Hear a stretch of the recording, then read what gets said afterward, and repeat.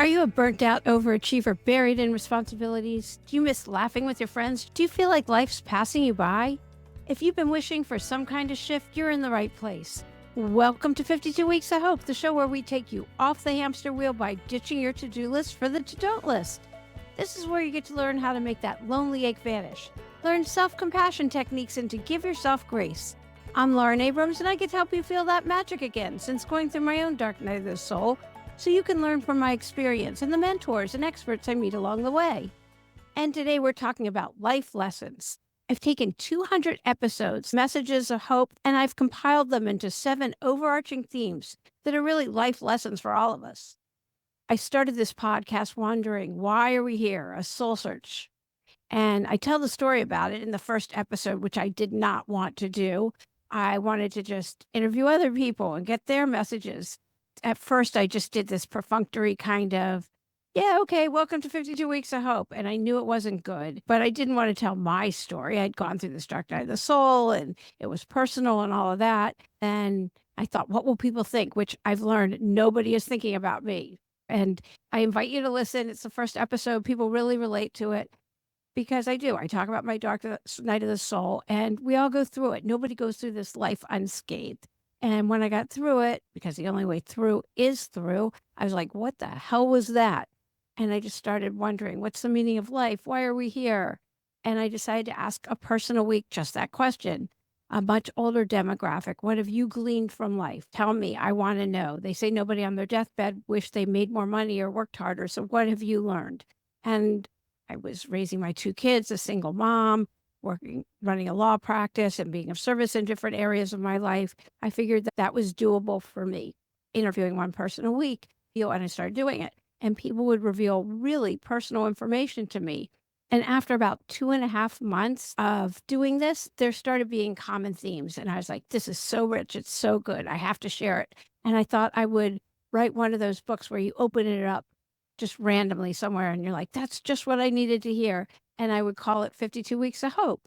And then COVID hit and we went on lockdown and I just started podcasting. And I could suddenly interview people from anywhere. The podcast has certainly evolved over the last 200 weeks. In fact, I'm in the middle of a rebrand. I'm thinking now it should be radical pause. How do you take that breath? How do you take a pause and listen to your innermost voice? That's my 7th message, which is you have your own answers. I should start with that because this is what I learned. Maybe I'll go backwards. That's number 7. You have your own answers. You don't need another self-help, half-read, dog-eared self-help book or a life coach or another half-used course. You have all your own answers. We need to breathe. We need to take those moments to look inside and actually listen to our inner voice and our innermost self, or to journal to get to the answer. You can actually just write at the top of a page, what lights me up? What makes me happy? What is it that I'm not seeing? And just get quiet because you know. Sometimes it's hardest for us to see our own answers, but we absolutely know what's best for somebody else.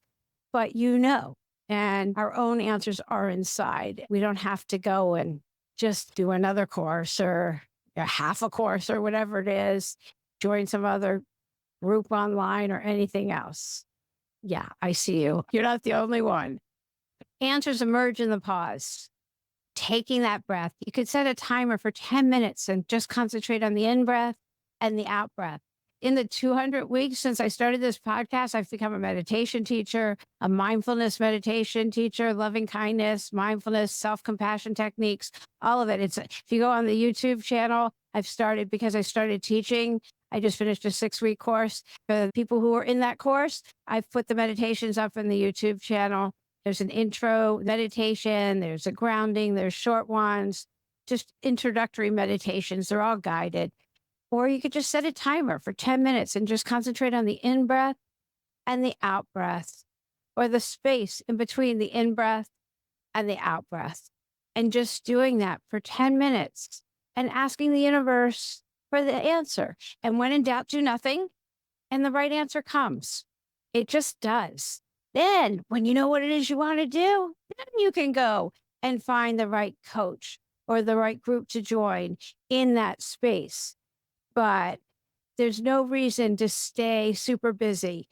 For me, it took almost a brush with death. I remembered it when I was raising the kids. I was super busy, and my doctor called me and she said I needed to go to the hospital. And I actually paused and thought, I don't know if I have time to go to the hospital. I have to get to the office. I have so much to do, or I had to be in court, whatever it was.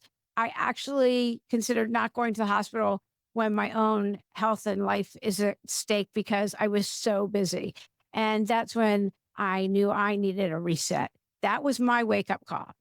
And it's when I started going on long weekends and having someone watch the kids and just doing a whole reset. It was my introduction to meditation and to all of these techniques. And it's been probably almost, I don't know, close to 20 years. And my life changed. Everything changed. I learned about breath and how our answers are within. And I learned how to laugh again and to appreciate the time with my kids and to be with my kids when I'm with them. And when I'm at work, I'm at work, and to put the phone away and just to be absolutely present, and to just how you really can manifest anything. The sky's the limit. So number 7 is you have your own answers. You really do. But it does require taking that breath, taking a pause, go out. And I've talked to so many people.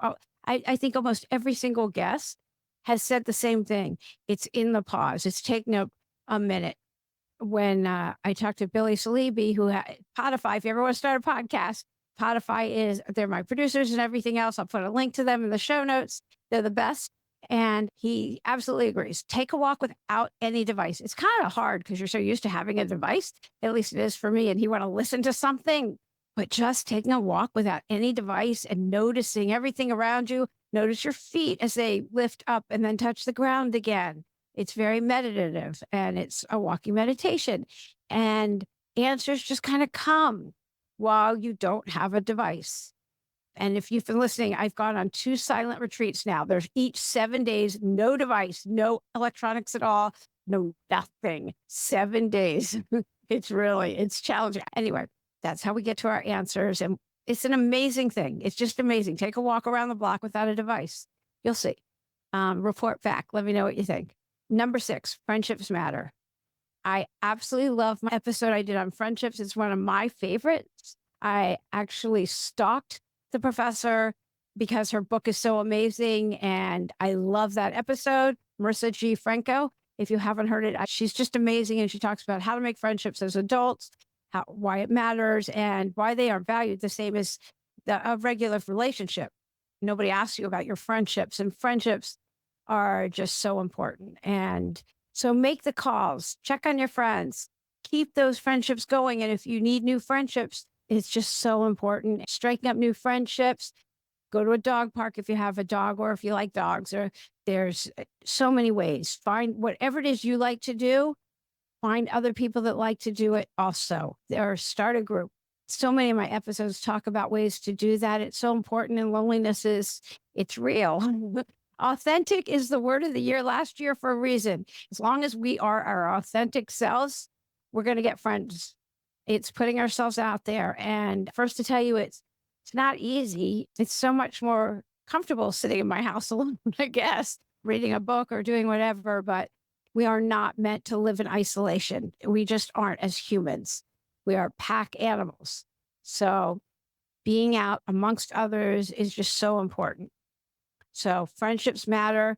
Whatever you can do to keep those alive, cooking groups, having dinners together, anything.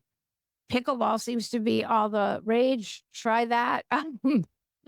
Whatever it is. Whatever lights you up and makes you happy, finding other people to do that with, right? I mean, I'm big on hiking, seeing the water, being in the woods, hugging a tree together, whatever, which is a good segue to. So number 7 was you do have your own answers. Number 6 is friendships matter. Number 5, stay true to yourself. To thine own self be true. What lights you up? Not what do other people expect of you. What lights you up? What makes you happy? What brings you meaning? You can think about who brings you meaning. When you think about them, it makes you so happy to think about them. Can you be around those people? Or are you just people pleasing? Are you doing what other people want you to do? What's expected of you? What you were told you're supposed to be doing? Letha J, her episode, she's so good. She's amazing. She has a gazillion followers on TikTok and she just helps so many people. Her family expected her to become a doctor, a lawyer, or nothing. And she started going to medical school and she dropped out. It wasn't true to herself. It's such a good episode. And she has so many tools for you. And she has an amazing journal to work out all of your stuff. So if you haven't heard her episode, she's just so good. And it's a good segue into the next one, which is number 4, life's in session. This is the only life we have. If there's something you really want to do, this is it. There's no dress rehearsal. This is your time. It's right now. If there's something that you've always wanted to do it. No one's paying that much attention to you. If you're worried what other people will think, no one's thinking about you. I've never thought of a diplomatic way to say that. But really, when I started my podcast, I thought, what are people going to think? No one's thinking about me. Nobody said, who are you to start a podcast? Who do you think you are? I thought they'd say that, but not one person ever said that to me. Maybe they thought it, but nobody's ever said it to me. And guess what? Nobody in my family listens to this. I mean, my husband does because, he listens, but nobody else in my family listens to this. So I thought when I would talk about my family, I would be horrified that nobody listens. Nobody in your family, if you ever want to start a podcast, which by the way, if you do, once a month, we have an accountability group for people that want to start podcasts. So if you'd like to join, just let me know. We meet up on Zoom once a month. And because at this point, I feel like an expert. Oh, you should use these people and do this and listen to this one and use this because I have read everything. I love everything about podcasting. When I started this, I knew nothing about podcasting. I didn't even listen to podcasts, maybe Brene Brown once in a while and some Michelle Obama, who I don't even know if she has one anymore, but anyway, that was it. Yeah, that was my experience with podcasting. I knew nothing. Now, you have everything to do with podcasting. So I want to give back. And so we just meet on Zoom once a month. So if you want to do that, you should join us. And if there's something else you want to do and just be accountable, because I believe so much in accountability partners. So that's what we do. We stay accountable till the next time we meet. We say what we're going to have done. And by the next time we meet, and yeah, it's a great group on Zoom. It's a very safe space. But life is in session. And Deborah Hurwitz, Hurvitz, Deborah Hurwitz episode, she talks about perfectionism versus procrastination being the flip side of the same coin. And that a lot of people don't start what they really want to do because if they can't do it perfectly, they won't start. I've never been a perfectionist. I don't think. Other people may disagree and think that I am. I'm not. I know I'm not, but I'm just happy to get things done. And I wrestle with that in my brain. I'm not sure. It's a really good episode and she helps people through that hurdle. So if you're somebody who doesn't want to start until you can do it perfect, just know you could never do anything perfectly. It's a fact of nature that you can't. And so just do it. This is your time right now. And if God has put an idea or the universe or whatever, I don't want to turn you away from the G word, but if the universe and energy has put this idea in your head, it's for a reason. Angela Manuel Davis always says, if you can see it, you can be it. And she does a whole very uplifting monologue diatribe. I have one of the chapters from my book is on the website from when I got to interview her. And I will interview her for the podcast. Anyway, she's super motivational. So yeah, there's a reason that you can see that vision and you are meant to do that. And nobody can do it the way you can do it. We all have our unique handprint. There's a reason that is in you. So your time's now. And that's number 4, life's in session. Number 3, whatever it is you feel called to do it. Number 2, and to me, this goes along with number 1. Number 2 is being of service. We are here to be of service to others. We are not here to live in isolation. If you don't feel good, if you're feeling depressed, lonely, just blah, go help someone. It may seem counterintuitive because you're the one not feeling well. 100% of the time when I go help someone else, 100% of the time, I feel better. If I go and feed the homeless, if I go and just whatever it is. If I go pick up trash with others, it's very much with others. There are so many places to be of service in the world. If I go and help others, I feel better. I went on a trip with my temple. I was one of the people with a clipboard for a cause I believe in. And I did not have time to do it. I'll just start with I didn't have time to do it, but I knew I would be in community. And that's something I believe in. And I talk about it a lot. We must be in community. The blue zones where people live the longest, the happiest, and the healthiest, which why do you want to live a long time if you're not happy and healthy? It is because of community. People, we need to live in community. We are not meant to be isolated. Texting is not the same. We need to actually talk to each other. We need to hug. We need to be together. And when we're of service to others, we're in community. We help each other. And so that's it. And coming from a place of service is always going to make you feel better. Always. There's just no exception. So that's why I went and helped out and stood with my little clipboard and had people say mean things to me. And I think I got the mean things said to me because I just came from my 7-day retreat. So I got the most meanness because I have no idea. People aren't usually hating on me, but that happened to me that day. And yeah, so what, whatever. I guess it wasn't me. So being of service. And when I was going individually during that period before the lockdown, I was told that also. And I was also told, you young people need to put down your phones and be with each other. I just like being called a young person. So I thought I'd throw that in. And the number one thing I have learned is love, which is not a surprise. We are here to love each other. We need love and we need to be love and to give love. So we need love. We need to give love. We need to do acts of love, which is being of service, which is why I think 1 and 2, which is being love, giving love, acts of kindness, all of it. I think they go hand in hand. People have survived great tragic horrors, and yet they can still be love and give love and do acts of kindness for others and still stay present. And it never ceases to amaze me. They've had to do work. They've done plenty of work on themselves. And yet here they are. It takes bravery. It takes all kinds of things. And yet they are there helping others. So it's about, I think listening should be in there also, but nobody talked about it.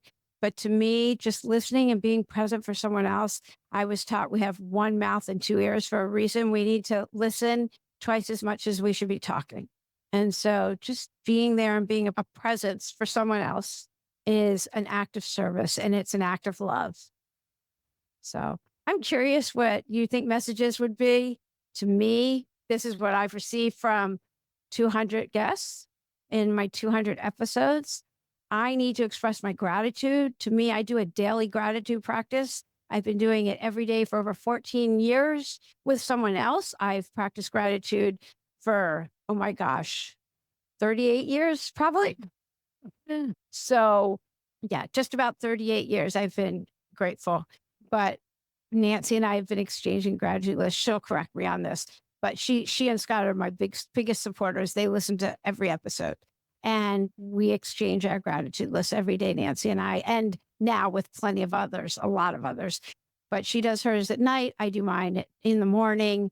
And it's really a great practice. It raises our vibrational frequency and we stay in contact, even if we're traveling or no matter what's going on. And I cannot stress that enough. Also, if you're mad at somebody, write a gratitude list to them. Write down everything you're grateful for about them. It is an amazing thing because you won't be mad at them anymore. I'm going to tell you the biggest regrets of the dying because I think that they correspond so much with the messages from the different guests and the lessons gleaned. Wishing you live a life true to yourself instead of the life others expected of you. Wishing you didn't work so hard. Nobody ever died. I mean, nobody on their deathbed ever wished they worked harder or made more money. Can't take it with you. Wishing you had the courage to express your true feelings. And for me, I don't know if you've listened that much, but I didn't grow up talking about my feelings. So sometimes I still to this day, I'll be like Googling feelings chart and be like, that's what I'm feeling. I'm much better these days at talking about how I feel. Wishing you stay in touch with your friends and wishing you let yourself be happier. The lessons gleaned and life lessons for you are, I'll go in order this time. Number 1, love. 2, being of service. 3, whatever you feel called here to do, there's a reason you feel called to do it. Number 4, life's in session. This is now. If you feel whatever you feel called to do, go for it. Do it. There's a reason that you feel called to do it. This is your time. Number 5, stay true to yourself. No more people pleasing or doing what somebody else thinks that you're supposed to be doing. Number 6, friendships matter. Number 7, you have your own answers. And I'm going to add about listening, and I want to talk about gratitude because I am so grateful to you for listening to 52 Weeks of Hope for 200 episodes. And like I said, I'm in the middle of a rebrand.